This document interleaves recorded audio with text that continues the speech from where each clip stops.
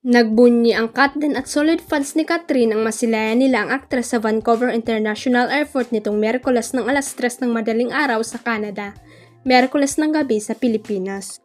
Umalis ang eroplanong sinakyan ni Katrin Bernardo sa Pinas ng 6:34 ng umaga ng July 24 at dumating nga sa Vancouver ng 3:03 AM ng July 24. Kung may mga fan na nagatid sa aktres sa Ninoy Aquino International Airport, ay may fans at friends din ang aktres na sumalubong sa kanya sa Vancouver Airport. May tarpaulin pang hawak ang mga Katden Magic Global na base sa Canada na super abangers talaga sa arrival doon ni Katrin. Hindi expected ni Kat na marami rin palang fans ang sasalubong sa kanya, pero super happy nga ito at game na game makipik sa kanila. Ang fresh nga raw ni Katrin at parang hindi galing sa mahabang biyahe, puring-puri rin nila ang kabaitan nito sa mga fan na tulad nila. Nakapag-post na rin sa Instagram story ang actress para ipaalam sa followers niya na safe siyang nakarating sa Canada.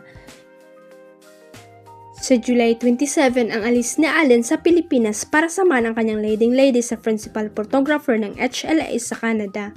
Although nakapag-shooting na siya sa Hong Kong with Joris Gamboa at Jeffrey Tam noong June para sa ilang eksena ng kanilang pelikula. Samantala, magre-rest lang daw muna ng ilang oras si Kat at diretso na siya agad sa first shooting niya. Uunahin muna ang kanyang mga eksena habang wala pa ang kapuso aktor. Pagdating ni Alden ay agad kukunin ang mga eksena nila together. Sa kanyang ex-social media account, hindi napigilan ni Vice Ganda na mag-react sa isang lumang vlog.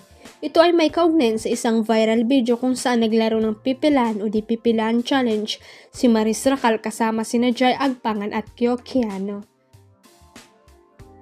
Ani Maris, si Meme raw ang tipong pipilahan niya. Sabi pa niya feeling niya ang gandang maging ate ni Vice dahil igaguide siya nito sa buhay.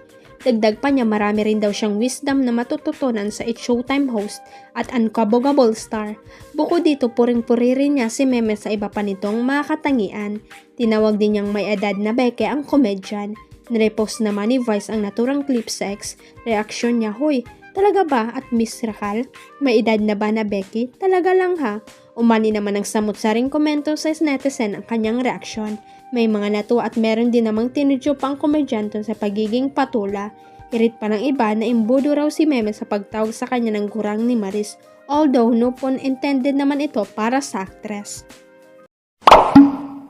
Huwag kalimutang i-click ang subscribe button at i-ring ang notification bell para sa latest at legit chika updates.